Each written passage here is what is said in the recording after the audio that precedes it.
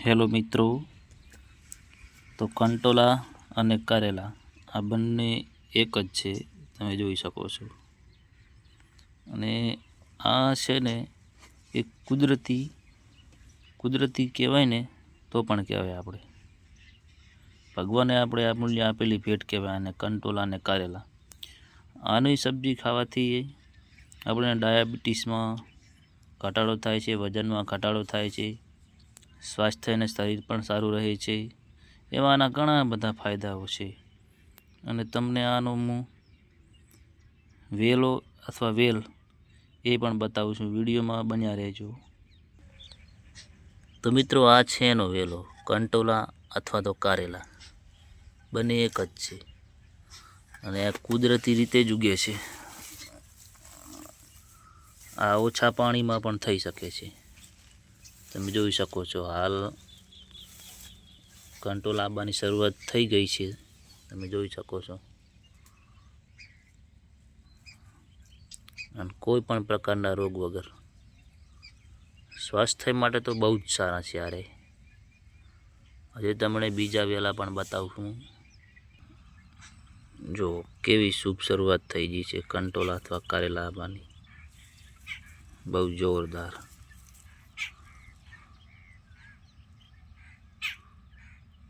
મિત્રો, આ સબ્જી તમને હોટલમાં પણ ખાવા ના મળે એવી આપણા દેશી ગામડાની સબ્જી કહેવાય આને. જો કેટલા મસ્ત મસ્ત આવી રહ્યા છે. અને એના ઘણા બધા ફાયદાઓ છે મિત્રો. એકવાર તમે ટ્રાય કરજો કેવી સબ્જી બને છે.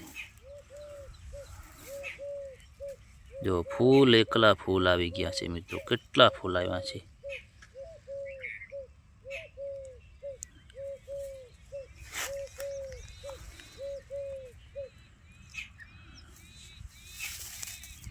ચાલુ જ છે, કારેલા આવવાનું ચાલુ જ છે મિત્રો.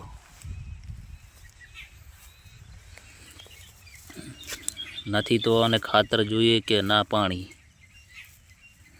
જો કેટલા મસ્ત મસ્ત યાર આવ્યા છે કારેલા. જોવો તો તમે,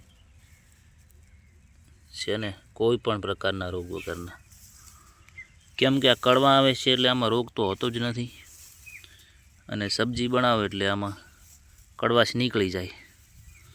અને મિત્રો, તમારે જો આની સબ્જી બનાવતા ન આવડતું હોય તો તમે મારા વિડીયામાં કમેન્ટ કરો, તો હું બીજો બ્લોગ પણ હું નાખીશ કે કેવી રીતે આની સબ્જી બને, કઈ રીતે આખી પ્રોસેસ થાય છે, તમને સ્ટેપ બાય સ્ટેપ હું કહીશ. અને આની સબ્જી મિત્રો અવશ્ય એકવાર જરૂરથી ટ્રાય કરજો. બહુ સારી સબ્જી આવે છે આની. આ તો આપણને કુદરતે આપેલી અમૂલ્ય ભેટ પણ કહી શકાય.